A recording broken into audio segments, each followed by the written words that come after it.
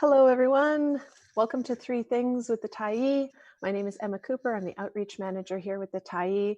And this is our short and snappy 30-minute interview show where we take the wonderful folks who are part of the Tyee family out from behind their keyboards and make them talk to you right face to face as much as we can do on Zoom. So thank you for joining us on Facebook, on YouTube, and here on Zoom. If you've got any questions, please hit us up in the chat here on Zoom, in the chat on Facebook, or on YouTube. We're here to answer your questions, and we'll be asking you to share folks that you love to follow on Twitter today to learn a little bit more about other people's perspectives. So again, definitely hit us up and we'll try to share wonderful folks on Twitter as part of the conversation today. And I'm very, very excited to say that, again, we're going to have a great conversation about how to work through the discomfort of being a better ally today, and sort of a very, very broad conversation about that. I'm here on unceded territory of the Musqueam, the Squamish, and the Tsleil-Waututh, and we're going to be talking with our Northern BC reporter, Amanda Follett Hosgood. Amanda, come on in. This is yes, welcome. Hi Emma. Hi everybody. That was a grand entrance. How professional! Here I am. So great. Yeah, excellent. And we should add too that I'm on the unceded territory of the Wet'suwet'en Nation. And again, how long have you been making that your home? I just had my 14-year anniversary here in Smithers. Excellent. Yeah. Wow. Yeah. So that's enough time to really start feeling like you're putting down roots in a place and really start feeling connected to the community. And I know you've done lots of work to really feel connected to the community, because you're in the position of also doing some really interesting journalism. Again, you were a reporter for the Tyee, and a lot of people have enjoyed your reporting on the blockades and the protests for the Wet'suwet'en that, again, have gone across the country in recent, what feels like a long time ago, but was only a couple months ago. So we'll talk a little bit about what you've learned through that reporting as we go through this conversation. And so your three things, again, we'll do your three things, and we'll get you to do a little kickoff and a show and tell. But your three things are kind of talking about home, discomfort, and what are we going to do in the future. But before we get there, why don't you do a show and tell for us so we can get the conversation started. Sounds good. So a little bit of background. I kind of had a couple thoughts of things I do for my show and tell, and then this morning, cleaning up my desk in preparation for this, just as we finished, my daughter, my 5-year-old who'd been helping me, walks up and she was like, "Mama, what is this? Where did you get it?" And she started asking me about it. And I don't even know where she found it. I haven't seen it in a while. It was tucked away somewhere. It's a Cedar Rose. And so I told her the story about it. So I thought I'd share that. It came from a project. I was working with a cultural resource management company here in Smithers, and they do archaeology, anthropology, but with a view to honoring, recognizing the culture of the community where they're working and involving the community in any projects that they're doing. And so they were doing a project in Hagwigit Village in the Hazeltons, and BC Hydro had come in 5 years earlier and accidentally, without talking to anybody, just started digging to fix a hydro pole and unearthed a very old, possibly ancient burial ground, which was obviously upsetting to the whole community. So 5 years later, we were going in to work with the community, do an archaeological recovery, remove any human remains that had been disturbed, and move them up to the cemetery there.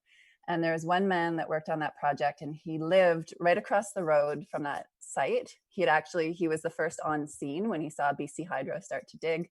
He sat there and looked at this tarped mound of dirt for 5 years where his ancestors had been disturbed. And he was really instrumental in being part of that resolution, in working with us to find resolution for the community. And at the end of all of that, he came up and he presented me with that Cedar Rose. So I think about him often, and it's a nice connection to have to him and that learning experience. But I think that's also a good tie into what we're going to talk to you about today, which is that generosity of spirit. People who are willing to learn and share and welcome you into their community. Excellent. I'm just looking at the comments as well, sorry. Perfect.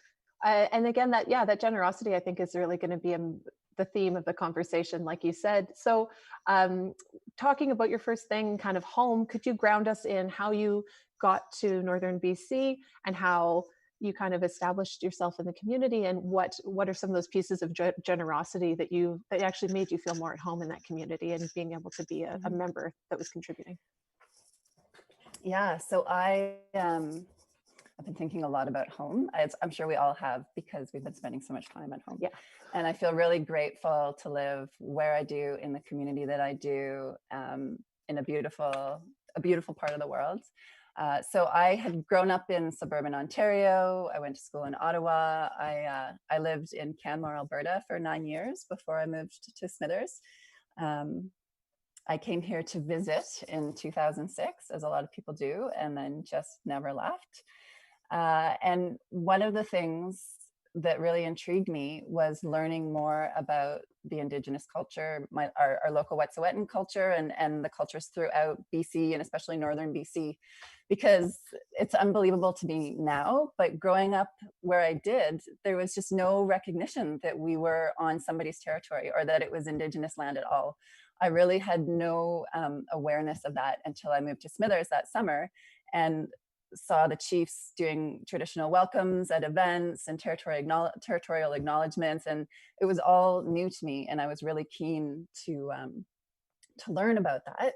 And so I guess it started off small. It started off, I know I mentioned to you earlier, that first summer of living here, walking down the street one day, and I passed a woman on the street and we commented on the weather, and it was really hot, and she's like, yeah, I'm really worried about our elders and all this heat. And it was just a little glimpse into another way of looking at the world, that her first concern was for the elders. So there's been a lot of small learning experiences like that, where I really appreciate people letting me know a little bit more, letting me into their way of thinking and their worldview. I also jumped into a master's in intercultural communication with the goal of learning more about Indigenous culture. And there were people who sat down and did long interviews with me so that I could learn about how media was representing or misrepresenting Indigenous communities. And then over my years of reporting up here, I feel like a lot of people have been really generous with their time to help me better understand the people that I'm writing about. And you definitely get the sense too that many people who kind of take on the role of, for lack of a better word, cultural ambassador, where they know their culture, and then they have the energy, or they choose to make the effort to bridge that and tell other people about their culture.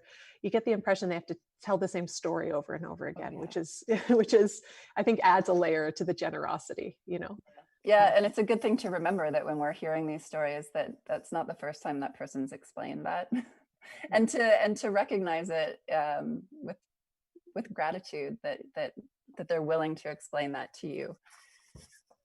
Yeah, I was part of a conversation recently where an Indigenous elder was sharing some cultural knowledge with a group of people, and then mentioned that she wasn't even sure if her ancestors were would be excited if she was sharing that cultural knowledge as well. So there's, I don't always, again, as a settler, I don't always have the context of understanding, the cultural knowledge for me is not necessarily something that I have to think about if it's shared, because it's the dominant culture.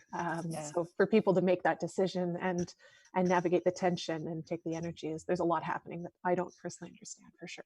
Yeah, and when we were chatting earlier, you used the term blind spots, and I think that's so much of respecting another culture is to be aware of how much you don't know about another person's lived experience, and that should be your starting point, right? Being open to all those viewpoints, because we are so used to all the systems that have been created by a colonial culture to serve a colonial culture, whether it's media or policing or government.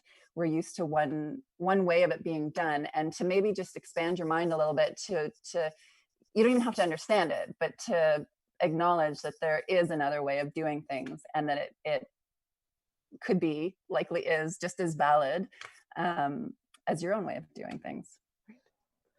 And the piece that I really appreciated in your first story, when you're walking down the street and you have the what I think is a pretty universal conversation about weather as a Yeah, starting point. I yeah. mean, more so in places where the weather fluctuates.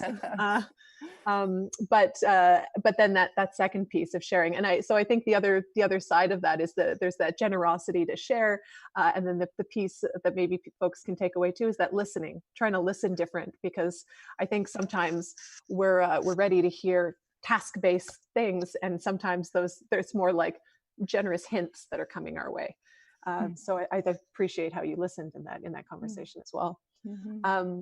But thinking about your second point around discomfort, could you talk a little bit about, yeah, again, where you felt discomfort in your work in terms of trying to, do a job as a journalist? You've mentioned doing that on unceded territories, and talk a little bit about the theme of discomfort for us, please. Mm-hmm. Yeah, I mean, I guess as journalists, we're always representing other people. We're always sharing other people's stories, and particularly when it's somebody whose experience has been different than ours. There's definitely I don't want to say a tendency to, but the possibility that you will misrepresent that person or fall into these pit holes of that in those blind spots that you don't even realize are there. I've been observing that a lot on social media, just even scrolling through my news feed and reading all the conversations. It's been a big conversation lately, for sure. Yeah, and people who want to support and they want to say the right thing. And then sometimes they get called out for not saying the right thing, and their intentions are good. And then there's that back and forth. And I find it interesting, partly because I relate to it. I've been there where I've misrepresented somebody, and I've gone through that process of, you're kind of politely defensive. I think there's a lot of politely defensive on social media right now. And you're like, well, thank you for pointing that out, blah, blah, blah, blah, blah. And then the back and forth starts until, like, I can think of a specific situation where by the end of the day, I was emailing back like the 8th person who had emailed me to call me out on my error, and I'm in tears and I'm like, I'm sorry, from starting with that original, like, I'm sorry, but Right. I'm So you not kind ready. of, by the 8th person, you got broken down a little. Yeah. I was completely broken, and it was a hard day, but it was also a huge learning opportunity that I would never give back. So, how did I get here? We were talking about learning and observing that awkwardness on social media. People meaning well, and yeah. So, can you talk a little bit more about the feeling? I mean, you talk about getting called out and getting a bunch of emails and kind of having your defenses broke down. I think so many of us, and myself included, I'll just say that my stumbling block is very, it's very, I will say, ignorant and basic.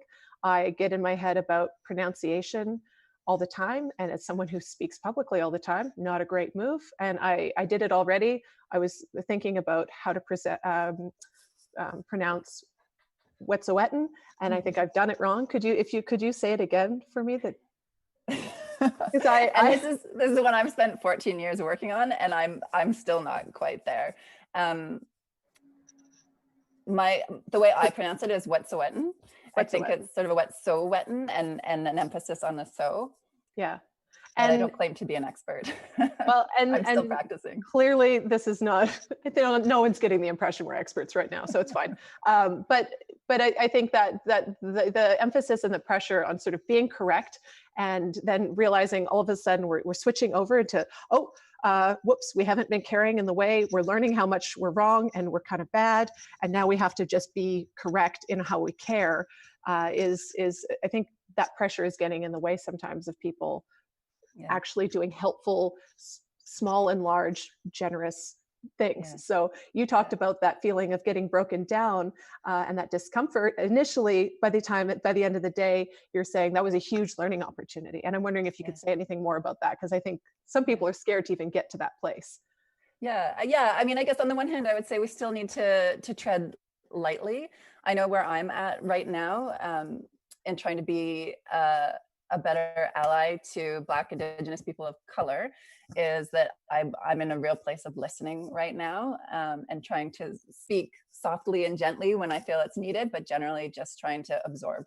But I also think that those uncomfortable conversations are going to have, that's part of growth. That's part of learning, is to realize that we're wrong and then learn and integrate that into whatever we're doing moving forward. I think I learned about a decade ago that, like, to embrace the awkward. I kind of made that my mantra for a while. If you don't have those awkward, uncomfortable conversations, you may not end up with the answer you're looking for at the end of that conversation, but you're going to end up with some clarity moving forward, and there's going to be a big weight lifted off you. So yeah, embrace the awkward. And I was hearing that you said listen there. As far as discomfort, listening first is definitely a great tip. And so sort of given some of that discomfort, and I know, could you talk a little bit more about navigating all of that? You're doing a lot of, thinking about how you can listen properly and how you can do your job as a journalist. Could you talk about navigating that tension in some of the reporting that you've been doing on blockades and things like that? That's obviously a lot to kind of take in and put out. Yeah. Well, I'd like to add that, when it comes to people who have helped me learn and understand, certainly the last year and a half of reporting on what's been happening up here in Wet'suwet'en territory, I've probably learned as much about Wet'suwet'en culture as I learned in the previous 13 years. And that's because a lot of people gave their time to me through interviews or informal chats, text messages to be able to clarify something that I was working on. So I just want to acknowledge that time. What's the question again? Talking about the tension, we're talking about storytelling, and traditionally in media, there's some protocols around how you do journalism. I'm not a journalist, and then there's sort of valuing and representing people's stories in a way that they would really want to have to be the case, and trying to navigate the tension. Is there tension between that? You were in a pretty high octane situation as far as reporting. I'm becoming more and more aware that as journalists, I think journalism culture, mainstream journalism culture, tends to have this entitlement that we go in and we take the story and we share it with everybody because we're journalists and that's what journalists do. And this is of public interest and we need to share it with the world. And more as I speak with people, I think especially when you're speaking with people who don't have as much experience working with the media, maybe somebody has never done an interview before, being aware of what a vulnerable position that puts them in, and recognizing that as you do your work. And there's a tension between the way journalists have traditionally done their work, as far as not sharing your story, not sharing your quotes, not sharing your questions beforehand, and then maybe making some concessions there when somebody is feeling uncomfortable about doing an interview. I learned since living here that in Indigenous culture, traditionally stories were treated as a commodity and they were traded and exchanged. And once somebody gives you that story, it's yours to hold on to until it's traded again. And when somebody is telling me their story, I'm really aware that they're sharing something really precious with me. And I try to treat it accordingly with as much respect as I can. Yeah, definitely makes sense. On a totally unrelated note, I think about with comedy, people get quite mad when there's any kind of stealing of jokes and there's no real protection against that. And I just think that's such an interesting parallel in terms of stories. And actually, it's not a copyrighted thing, but there's still this sort of a culture protecting the story itself, or the nugget of it. We've got a question here from Nellie Mills, and I think you would have touched on this in what you just said. It just says, can you talk more about listening? Input can be misrepresented. Is being present as an ally of value?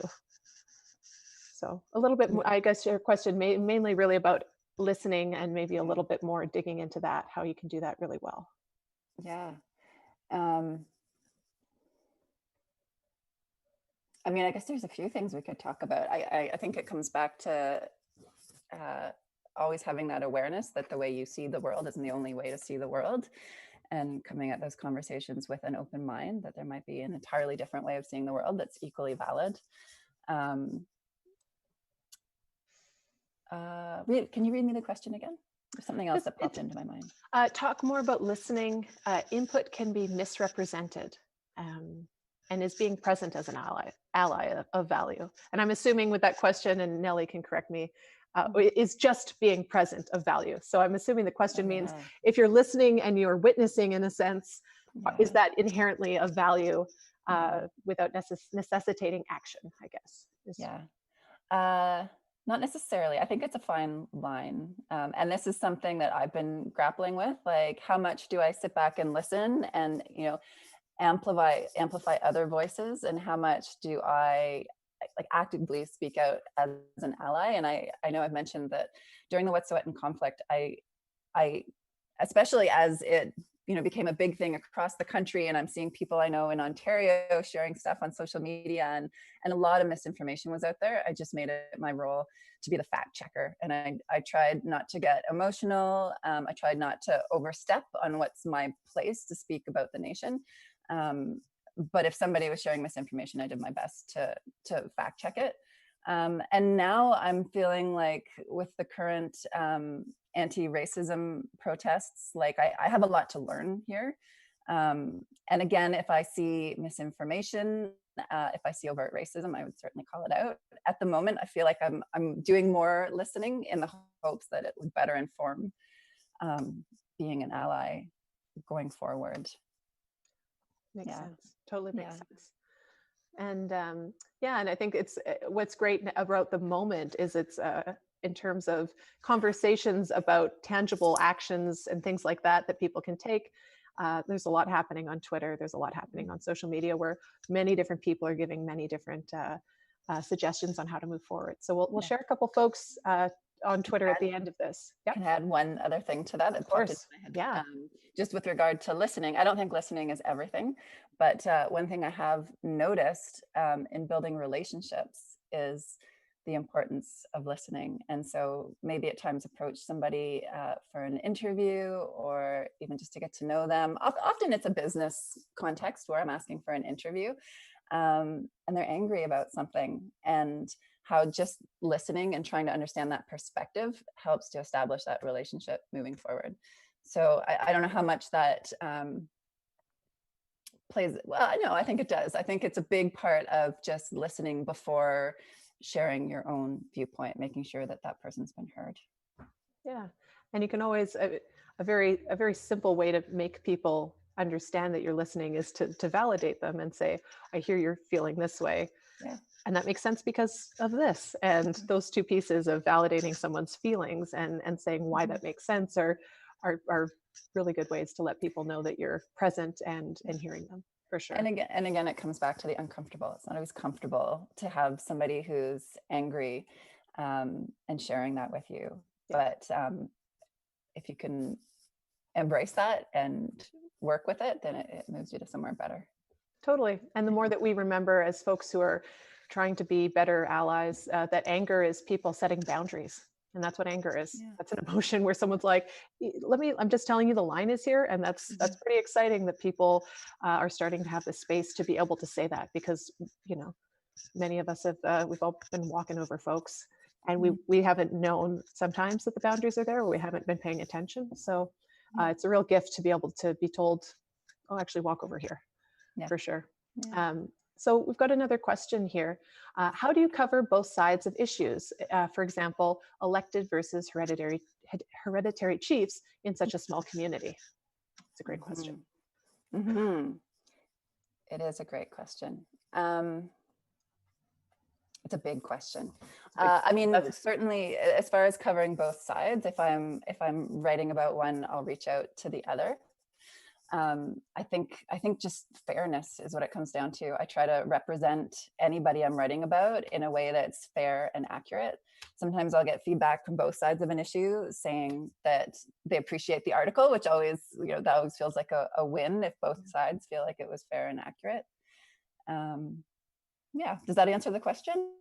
I think so. And that was from Mary Wood. So if Mary Wood has a follow-up question, we have a few minutes left here. But yeah, I would say that that comes back to the other things that you've been saying in terms of you're listening and building relationships Right. over time, you're going to have a better shot at Yeah. representing people fairly. I feel like I should add, because I don't know if this is part of the question, but that's kind of in the general, in the more in specifically with hereditary and elected. I feel like there hasn't been that elected chief's perspective in the media a lot. So I want to acknowledge that and say that certainly I would always reach out to them to get their perspective. I haven't had a big response. I haven't had any response, I should say, as far as talking to the elected chief and council. But it's an interesting perspective that I would love to eventually delve into and look more at. Yeah. Yeah.